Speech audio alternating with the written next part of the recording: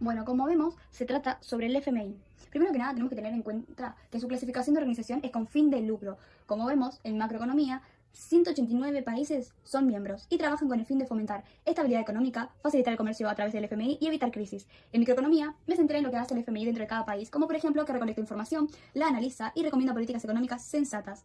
Esto a su vez se lo puede relacionar con la cuota FIM, ya que como vemos, elegí esa foto que representa al mundo entero y como dije anteriormente en macroeconomía, 189 países son miembros. Su cuota sería analizar la situación de cada país, recopilar y analizar sus datos, prestar dinero en épocas de crisis y eso ayudará a mejorar la economía mundial y aliviar sus crisis. Como meta que tienen es compartir su experiencia con las personas que trabajan dentro y así lograr buenas políticas con el objetivo de obtener un crecimiento económico alto de cada país miembro con el fin de fomentar estabilidad económica, facilitar el comercio y evitando crisis en los países. Relacioné el país junto con la estructura por los cargos que hay dentro del mismo y a su vez vemos un claro ejemplo donde el país ejerce poder por encima de las familias, ya que el país siempre va a tener un cargo mayor y como bien vemos en el video, las familias no pueden emitir su propia moneda, no pueden acudir al FMI ni recaudar impuestos como lo hace un país. En Grecia hubieron cambios en las condiciones de mercado, los cuales fueron rebajas de sueldo, recortes de gastos sociales, aumento de impuestos y una serie de recortes de las jubilaciones. Como vemos en presupuesto, también podemos relacionarlo con las jubilaciones, que bajaron de un 55% a un 60% a lo largo de 10 años. Tenemos el ejemplo de un señor jubilado que pasó de cobrar $1.800 como su jubilación y bajó a $1.050. También cobraba 700 euros como fondo auxiliar y bajó a 155 euros. Dentro de esta también saqué el circuito económico por la empresa de aerolínea que nombra Olympic Airlines y a esta misma las consumen las familias, excepto quienes prefieran otra aerolínea o no les guste. Otra clase de entorno que afecta, pero en este caso tomé lo que sería la empresa de telecom como microentorno. Lo que afecta a la misma serían los clientes, proveedores, su competencia y su mercado. Lo que abarca macroeconomía serían los factores económicos, sociales, internacionales y tecnológicos. Esta empresa de telecom la visualicé desde el mismo video, ya que en uno de los cocineros, al final la nombro.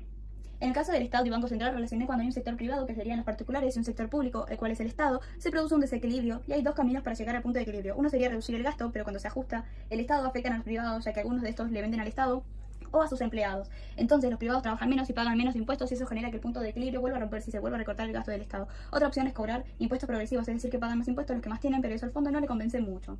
La comunicación y información la podemos ver cuando se da entre el joven que se entrevista, el cual sería el remitente y el receptor Ioannis Christidis. Él es ingeniero y se encuentra desocupado. La comunicación que tienen es vertical, ya que le está contando la situación que se vive el día a día por la disminución de sueldos como resultado de las políticas económicas del memorándum, que fueron implementadas por los gobiernos desde 2010 en adelante. Esto me llevó a relacionar como parte de necesidades la falta de empleo durante el periodo de Cristina Lagarde, ya que el trabajo es una necesidad básica y se necesita para poder sobrellevar nuestras vidas.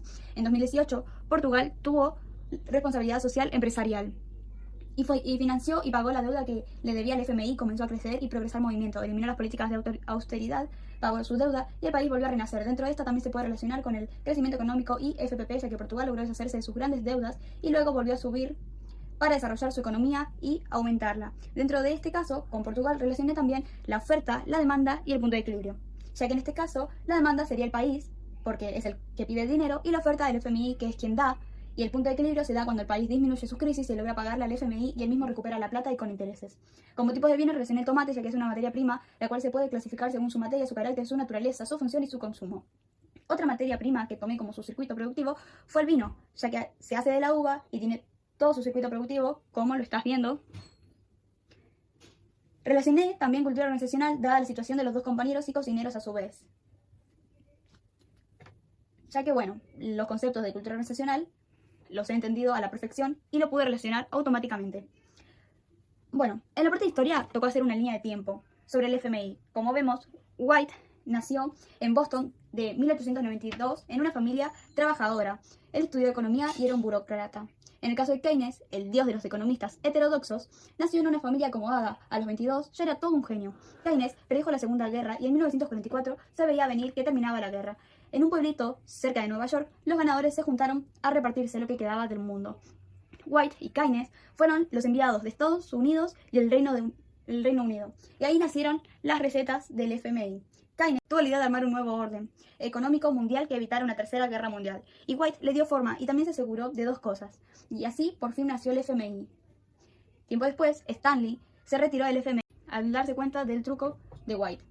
Como vemos, en 1946, John Keynes muere de un infarto y un año después fallece Harry White. Al mismo Al mismo, su propio país lo borró de la historia, todo para no admitir que su creador era comunista. Elegí esa noticia ya que tenía que ver con el FMI y Argentina, sobre una negociación con el FMI que amplía un espacio para evitar un default.